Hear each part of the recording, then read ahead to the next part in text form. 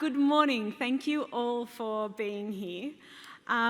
Before I invite my panellists up on stage, I'd just like it noted that if there was a prize for the best named panel, we would totally take it out.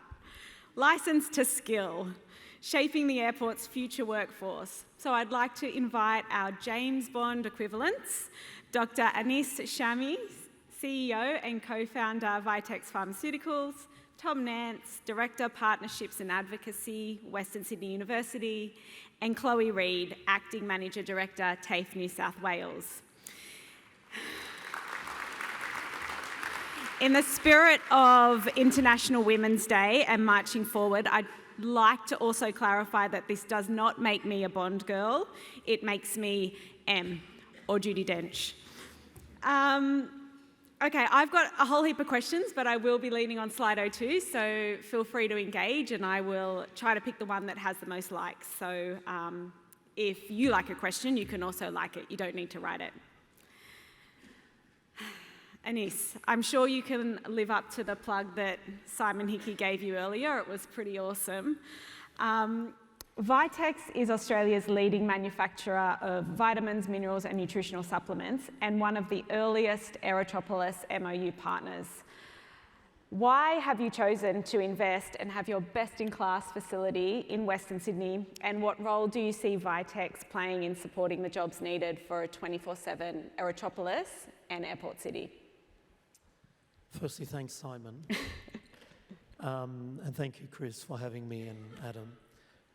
Look, Vitex Pharmaceuticals started off as a national supplier, and then we quickly became a regional supplier and now a global supplier.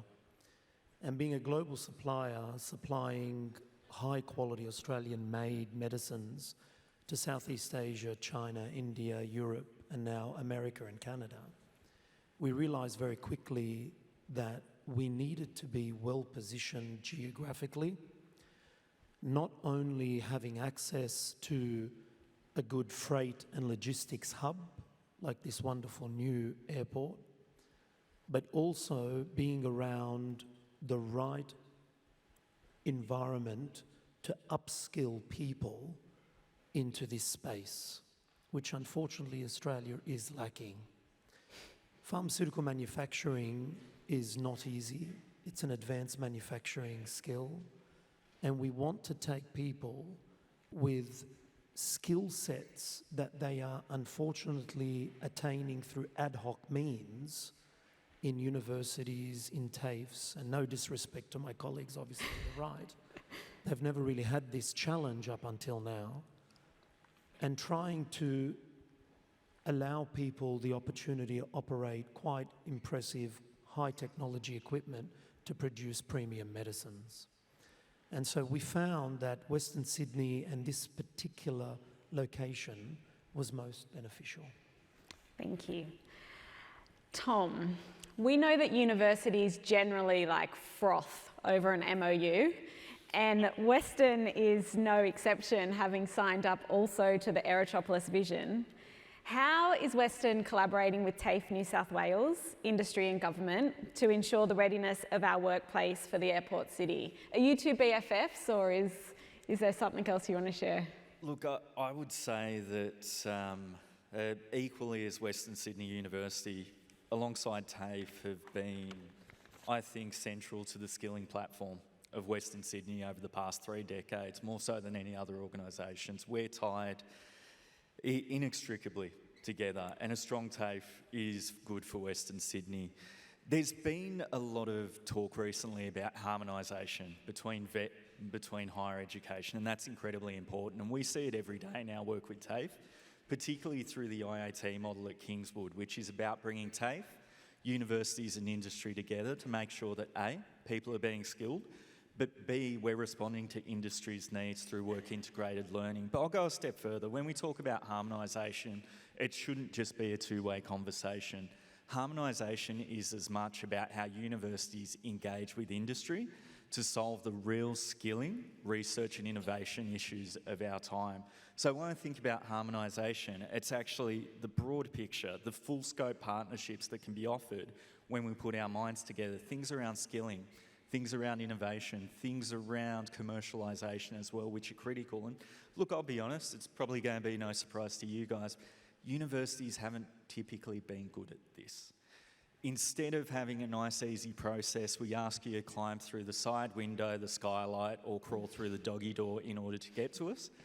If you're someone like Aniss, for example, a large institution, corporation, you need to knock on about 6 different doors to get 6 different products. And that's why at Western Sydney University, we're focusing on a concierge model for our key partners and our industry leaders. So that way, rather than having to do the hard work, we do it for them, and we make sure that there's a joined up offering that taps into the full scope of the university's products, but also more importantly that it gets executed. So there's a resolution for business that gives them certainty that they can deliver what they need in partnership with us in Western Sydney.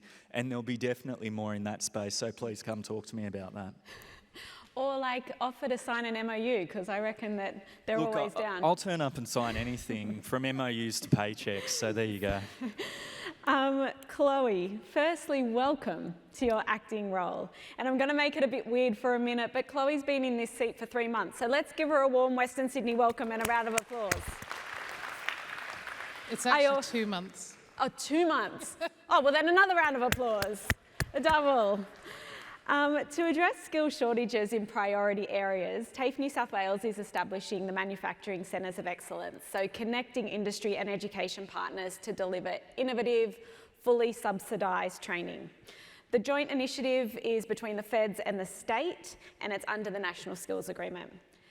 At 5 times the size of Barangaroo, the Aerotropolis is girthy. I actually wondered if I should not say that word, but I'm going to. It's big.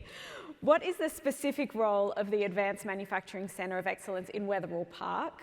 And by extension, what does that mean for local jobs? Yeah, thanks for the question. I might broaden out from the manufacturing COE, but I'll go there first. The COE is, as you said, an initiative between the 2 governments, and there's a few things that are particular about it. So one is that while we're building, doing some building works, the focus is not on a shiny new facility necessarily. We want to make sure that the buildings are appropriate. But there's a strong focus on the learning that happens, how that's work integrated, but also on partnerships. So we mentioned the advanced manufacturing facility someone did earlier today.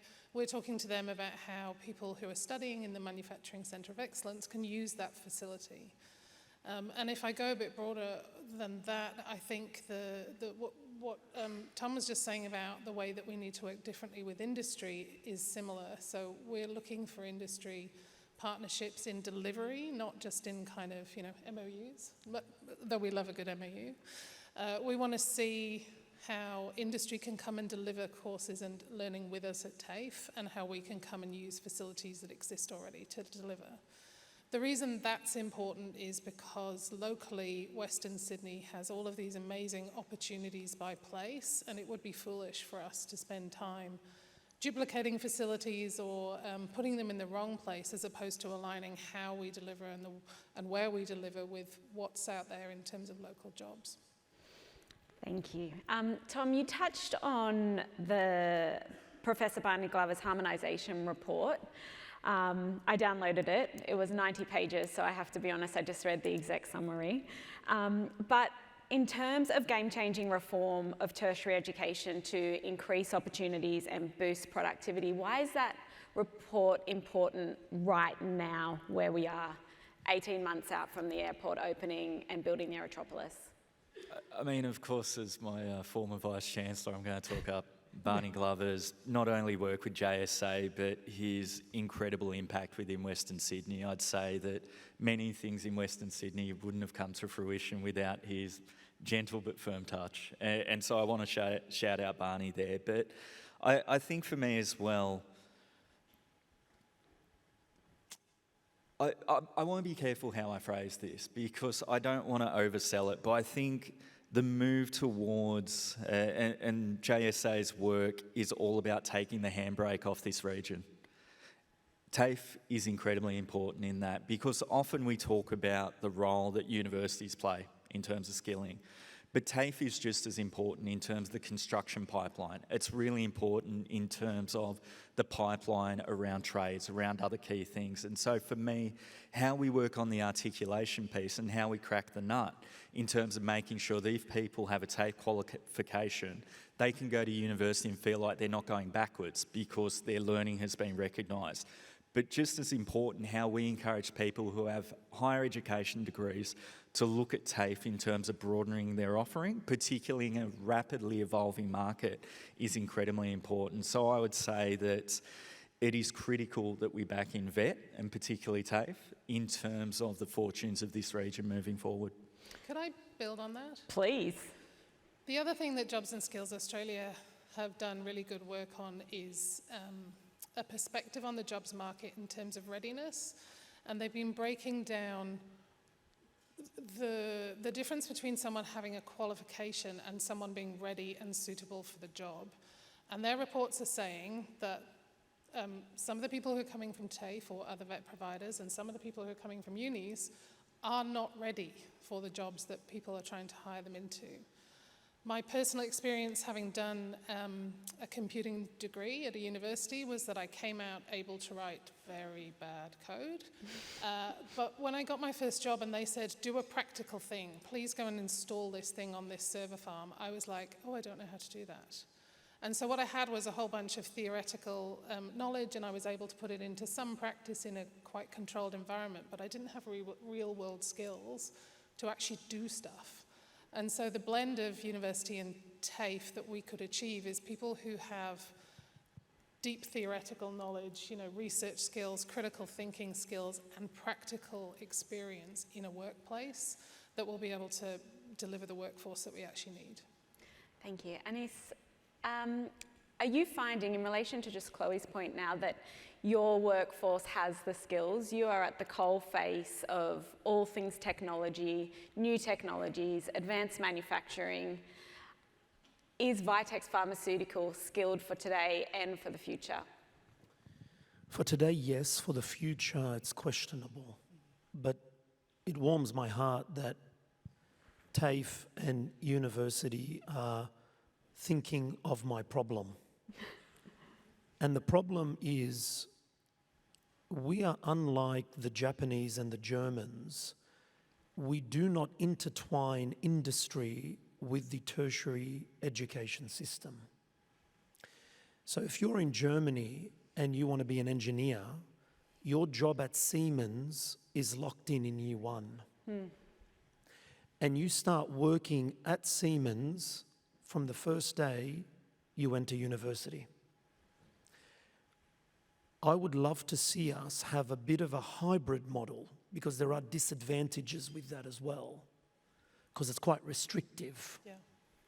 But we need a hybrid model to give an individual the freedom, but industry-specific skills from the beginning.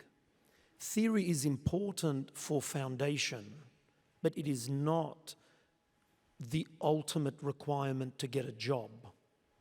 Because the people we hire are not the 99% theorist. They fail at Vitex within the first 30 days.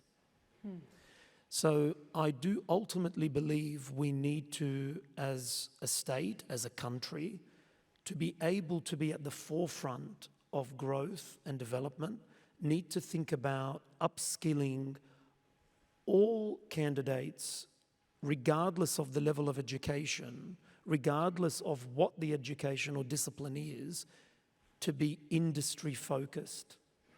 Because in my eyes, you go to university and to TAFE to get a job. Now, there is a percentage of us who have the luxury of following vocations, but for those and the majority who don't have that luxury, it's about getting a job. And so we need to be well prepared for that. So Vitex's new facility, which is 3 minutes from the old facility, and I'm showing my age, and I hope most of you can support me, but we're on the Wonderland site. I can 100% support you, and I've been busting for you to say this. So the current site sits on the River Rampage. And the new site, and I know this because the first time I kissed a girl is currently on the pirate ship.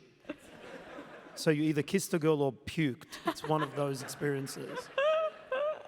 And it was the Carr government that moved or headed the initiative to move Wonderland out of there, make it into the new powerhouse of industry for New South Wales. We get a lot of young people working at Vitex, and they come from UTS, Western Sydney, or TAFE, the local TAFEs in the area. And there are two things I just want to mention. I think this forum is perfect for it. What they're looking for is not going to the east to surf at lunchtime. What they're looking for is career progression, and this is the punchline, where they grew up and where they live. That's a new mindset, because the mindset in my generation was, I'm going to be the best doctor so I can work at St. Vincent's. Who cares if I live in Katoomba? I want to work at St. Vincent's Hospital. The new mindset is, no, I don't want to travel more than 10 minutes to be at work. And the second mindset is, I hope this new city, and they say this to me all the time, I hope this new city has all the soft stuff, because I don't want to miss out, compared to my eastern colleagues, on all the soft stuff. I also want to have a social life. So we really need to take those two things into account. If we're just going to build a city full of very beautiful buildings, all industry, people make money, and all the soft stuff are forgotten, you're going to have a drought in a decade, I think. So from my perspective, I think we're on the right course because we're talking about it, but I'm a businessman. Let's execute it. Okay, very important. What was better, the ride or the kiss? I think a bit of both at that age. Both. Okay, we're going to change tact a little bit. Tom, inspired by Western's election weather map, which I love, I guess what is the role of federal and state government in ensuring a strong pipeline of workers that can even support this city, and could partisan politics just stuff it all up?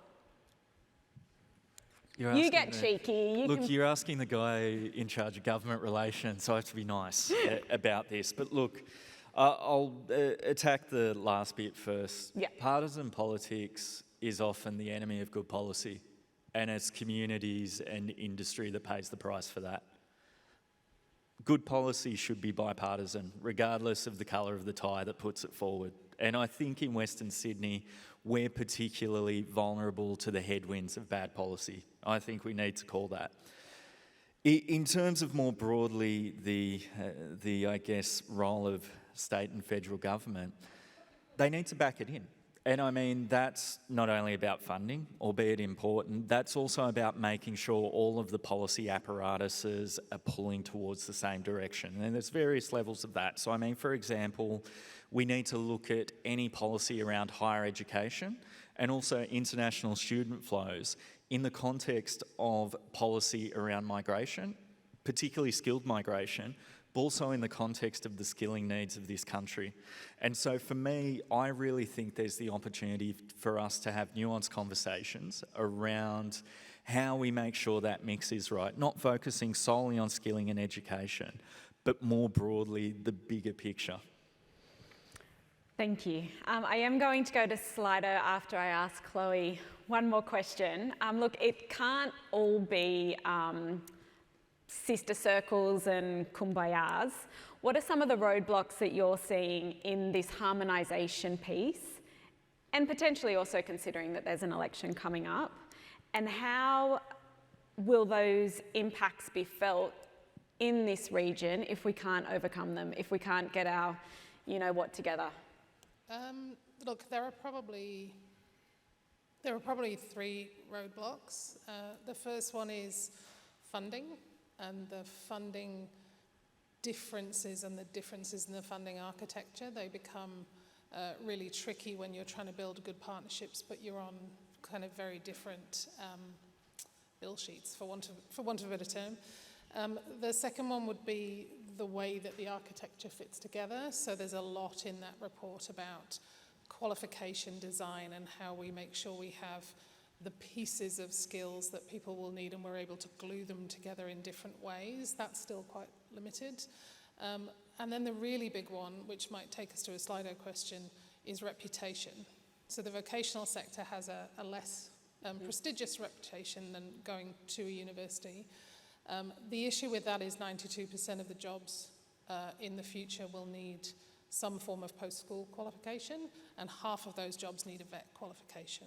And so how we talk about the careers and the opportunities that come from vocational education, including the pathways into shared university delivery, including the pathways into different types of industries and businesses and that lifelong learning journey differently, will be really important, and parents are a massive, massive part of that. Thank you. I think that a Slido question that you can all probably chip into and answer, so I'll just look to the loudest voice first, is the latest question, which is there a plan to attract existing professionals to Western Sydney, or is the focus just on homegrown new generation of skilled workers? If there isn't, there should be, I would say. For me, we can't afford to turn our back on people living in Western Sydney. We need to make sure the talent we grow at home has a pipeline, not just to any job, but to high-paid, high-skilled jobs as well. And for me, if we fail to do that, we are fueling the two-speed economy that already exists within this region, but also we're at risk of the rising tide of the airport lifting some boats and swamping others. And that's really important to keep in mind. I think for me, the key thing is when we're looking at the skilling gaps, how we can really target our recruitment around that. So what are the key bits of the puzzle that are missing? And we need to go hard after that. We need to look at campaigns overseas and headhunting in a way that brings talent in the short term, that we can build the speed and the momentum of the economy through the airport development and other things in the short term, with a view to looking at, hey, how we can, number one, how we can incentivise them staying with us, and number two, how we can make sure there's a knowledge transfer so those people up and coming in Western Sydney are that next generation. Would anyone like to add to that? Otherwise we can jump to another question, which is a little bit curly, and I'm looking at you to answer it, Aniss. But if you wanted to add, go for it, and then I'll ask you my next one. No, I just wanted to just echo what Tom was saying, but what we have come across at Vitex is there needs to be a bit of a culture shift. There is this idea that if I'm Australian, I should not be in the cleaning team. You can hire an immigrant out of Thailand or out of the Philippines, and they can clean the tablet press. Oh, God. I always laugh at that because the TGA, the Therapeutic Goods Administration, who regulates us, they're a federal body. The first thing they check is the cleaning team, and they are most focused on the cleaning team. So I think there needs to also be a focus around the culture and the upbringing within TAFE and universities, that every single job has its merits, and you've just got to be the best at that job.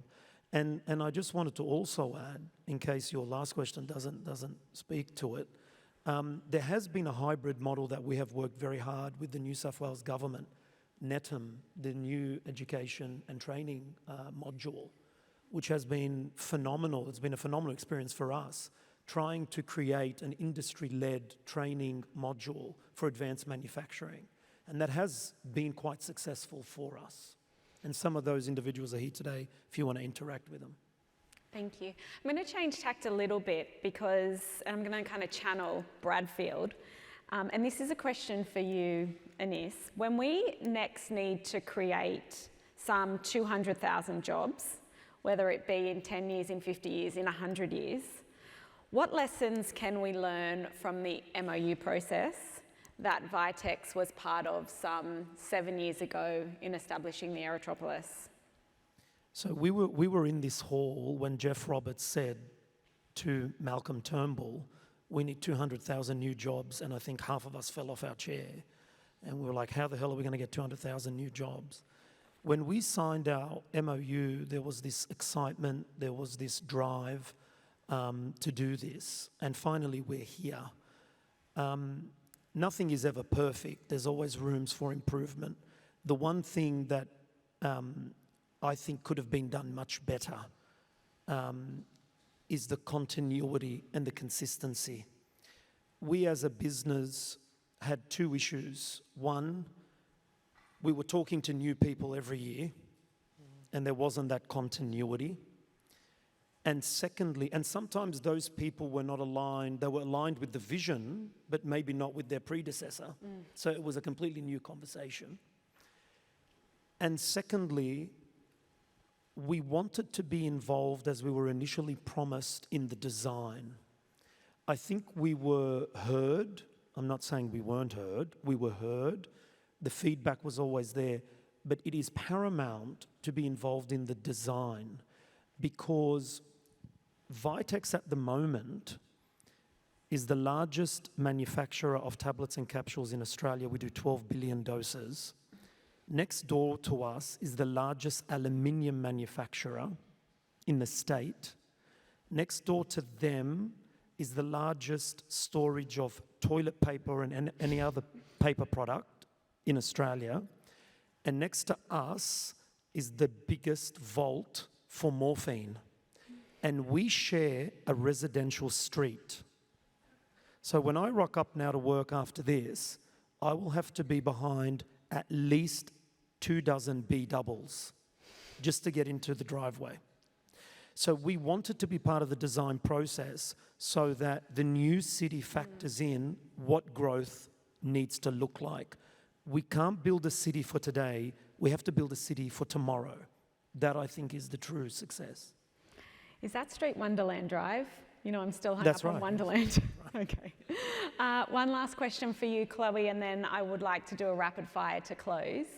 And it's one from Slido. Secondary skills also have an important role to play in skilling the airport city's future workforce. How can we make the most of skill-based apprenticeships? That is a fantastic question. And that kind of comes back to my point about parents. So we've got, and I'm saying we, the Department of Education have a program to increase the number of school-based apprenticeships called the Educational Pathways Program. And that's been really successful in no small part because they have what are called school-based apprenticeship mentors and promotion officers, essentially, who will talk to parents about what a school-based apprenticeship is for. What does it do? Why do you do it? Can you do it alongside an HSC? And so I think for schools to be able to tap into local industry and businesses to host those apprentices and trainees when they're at school, but also to have the help of everyone in this room to talk to parents about what does it mean to do one of those, to be able to support a young person to do one, to give them a sense of those career pathways is invaluable. At the moment, people still think it's a binary choice. They think you do an apprenticeship or you go to uni. They think you do an apprenticeship or you do an HSC. You can actually do all of those things at the same time. And so really important for us to continue to grow the prominence of school-based apprenticeships, especially for those students who really want to get their hands dirty and are maybe struggling with the idea of being at school for so many years, learning what they think is kind of not real world things. So those experiences for young people are really important. Thank you. Okay, to finish, rapid fire, starting with you, Tom, and then toward me. We have to do a tribute to Australia's Wonderland. What's your favourite ride and why? I always used to cower under the shadow of the bush beast while my friends had fun. So the big one? fond memories of that in the shade. Chloe, did you ever get to experience Australia's Wonderland? No, I did not get to experience Wonderland, but I would say there was a place called Alton Towers in the UK, which has similarly fond school kind of trip memories for me. And I used to really like, it was one of those slides where it's like vertical at the top and then you go at the bottom. I'm now weirdly quite scared of heights, so I'm not sure if I would still like it, but I used to absolutely like it. All right, and bring us home. It's got to be the pirate ship, surely. I was going to say the Demon. The For those who remember the Demon. And they sold it to the Lebanese government. It's in Beirut, the Demon. It was dismantled and sent to Beirut. I don't think it's being used as much. But Surely it could have been we repurposed. need to bring that back, I think. Could have been repurposed to transport all of the sites on the. Are Wonderful. we going on a study tour, Aniss? I think we should. Yeah. I think we should too. Please join me in thanking our panellists. Thank you. Thanks.